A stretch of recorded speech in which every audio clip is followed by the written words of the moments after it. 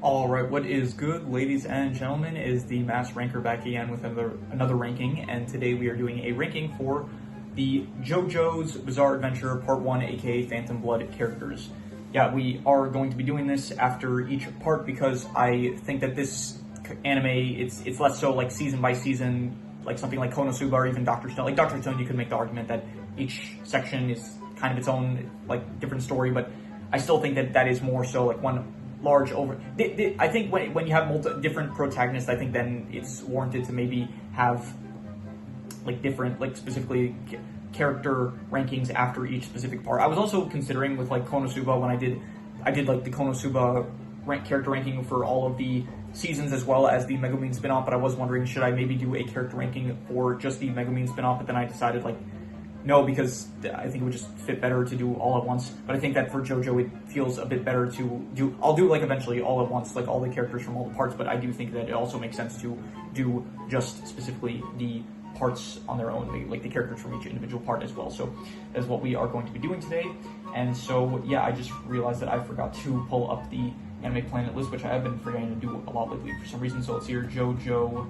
I can do 2012, I think, Anime Planets.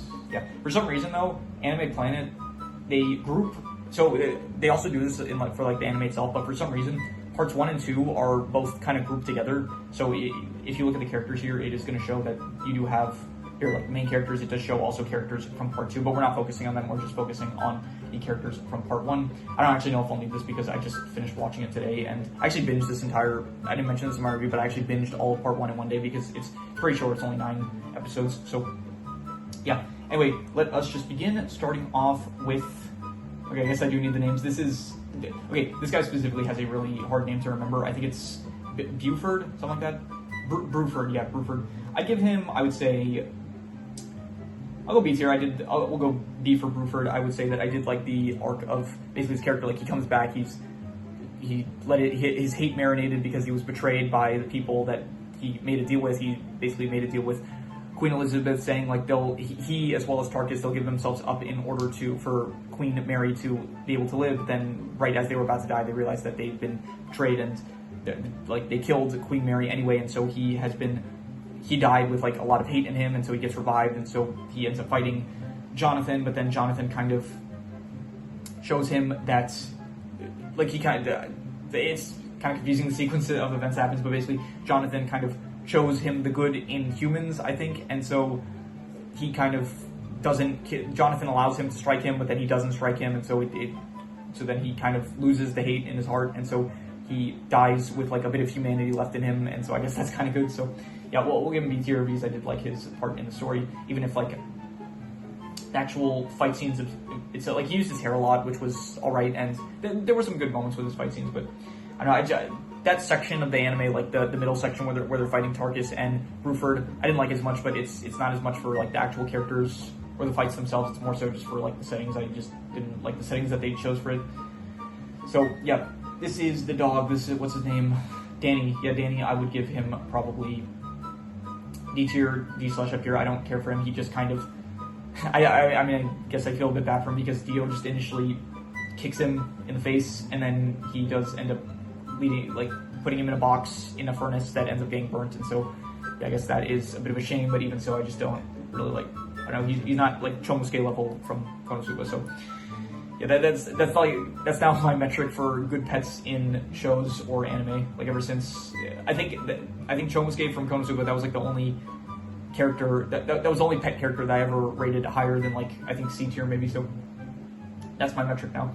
Anyway, Dario Brando, I would give him D/F tier. He's not really a prominent character. He just kind of is in the beginning, and then he's not a good father to Dio, and he does end up dying initially, but he tries to steal from George. So overall, a morally bad character, and he not very prominent. So D/F tier. Dio, I'm going to give Dio A tier. I think that he is good. Yeah, very good villain. Definitely a lot of true hater, I would say.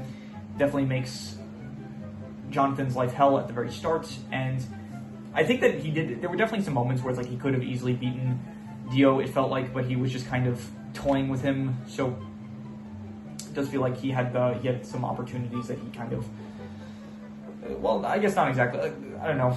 It felt like there may have been some moments where he could have probably beaten Jonathan if he had just taken the opportunity. But yeah, anyway, he was a good villain. I did like him, and I think though I like him more so in part 3. I would say compared to part 1, where it does feel just I don't know, just knowing that what he's going to be like in part 3. I think that I just prefer his character in that part compared to this one. I would say so. He is A tier. I would say I thought that he was a good villain, and yeah, definitely A tier. This is Dyer, I think his name was. Yeah, Dyer. D/up here. We'll go D for Dyer. I did that thing again where I moved the tab for some reason. Alright, we're back. Yeah, Dyer, I'm gonna go D tier. I did not care for him. He shows up and then he just immediately dies in like the first fight. Like Jonathan like confronts Dio, and then Dyer's like, no, I'll take care of this. I need to avenge Zeppeli, my friend. And so he does like some move that he performed on Jonathan when they first met, and then it doesn't work, and then he gets his entire body frozen, so it's just his head left, and so he shoots like a rose at Dio, and then it does some damage because it was like he put like Haman inside of it, so it does manage to damage Dio, and then he just dies. So yeah, D/up here because he's very short-lived in the anime. Arena, I think I'm saying her name right. I think she is she a secondary character? Let's see her. She's not secondary, is she a first? Oh, she's not even a main character? What, she's a minor character? I feel like she's a bit more than that, but Arena, I would give her probably... I'll go A tier. I did like her relationship with Jonathan. I thought that it was, I guess, you know, a standard 1800s relationship. Yeah, nothing too special, but I guess it was nice. Honestly, I don't really know why I'm rating her so high, but I guess I like the moments with her. I thought that it was nice, like Jonathan trying to protect her and stuff, as well as, I guess, just, yeah, it was some nice moments between her and Jonathan, I guess. So, Father, I don't know why I included him. This is Father Styx. He's just the guy that ended up opening the... I don't even think he necessarily was the one that opened the coffin that had Dio's head in it. I think it might have been Wang Chen to do that, but yeah, I don't know why I included him. F tier or D tier, one of the two. Yeah, he's not a prominent character at all. I don't even know why I include him in this tier list, but yeah. George, Joestar, I'm gonna give him C tier. I don't know C tier. I think D tier, honestly. Like, he's not the best father. Like, he's so harsh with Jojo and like everyone else. He's so generous with like Dio and Dario as well. Even though I think he kind of knows that Dario wasn't trying to save him, he was just trying to steal his jewelry, I guess. And so, I mean, he sacrifices himself for Jojo, which is nice, but I just don't care enough about him to rank him higher than D tier. So, Jack the Ripper, also don't really care for him. He is in like 2 scenes where Dio actually turns him into a zombie, and then he fights Jojo, and it was kind of training. Like Zeppeli says, okay, you're gonna fight him, and you're not gonna spill a single drop of wine, otherwise I'm leaving your ass. And so that's what happens, as in like that's what goes down, and then Jojo manages to beat him without spilling the wine, and so it was just kind of a test for Jojo when he was starting to learn Haman. So yeah, Jojo, aka Jonathan Joestar, I would give him probably, I don't know about A tier, maybe B tier. Yeah, I'll go B tier. Honestly, he's my least favorite Jojo protagonist, and I do like him better on, you know, no, I'm not going to B tier, I'm going to B tier, so I'm going to A tier.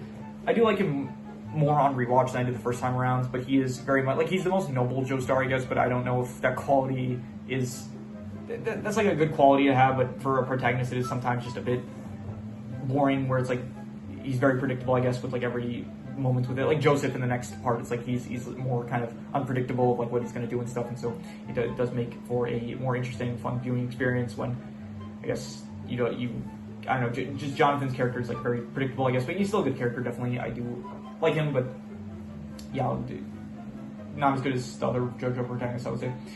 Poco, I would give Poco C tier. He did end up like crawling through the wall in order to open the gate so that Zeppeli and Speedwagon could get through, which was good, I guess. And besides that, he got hypnotized by Dio. He led Jonathan and Zeppeli and Speedwagon to the graveyard, where they end up fighting Tarkus and Bruford. And besides that, he is just kind of along for the ride. And yeah, that's it. So he's fine. C tier, don't really care for him too much. This is his sister. I don't know why I included his sister. There's another character like Father Styx. I just don't know what I was thinking including them. I don't know, like there was a lot of characters that I could have included here. Like I didn't include all the characters here. So some of these are from part 2, but there are some characters here that were from part 1 that I just didn't bother including because they're just not prominent at all. I think this guy Tattoo, I think he was in part 1. I think he was working with Speedwagon. I could have added him, but be honest, you don't care about Tattoo. You probably don't even remember who he is. So maybe he's in the manga. Maybe he's like a really important character there. But yeah, anyway. Who was I talking about? Oh yeah, his sister. She's fine. Like she's not a bad character, but so D tier, not F tier. But yeah, she is. I don't know, not really a character in the show. So yeah, Speedwagon. I will go with S tier. Great character. Yeah, S for Speedwagon. I do think that he is. I like it. He has like some of the best lines in the actual. For one, I think the dialogue is like very 1880. It's like 1800s, very much dialogue. So all the characters and like very English. So all the characters are always like saying these lines that sound like very just.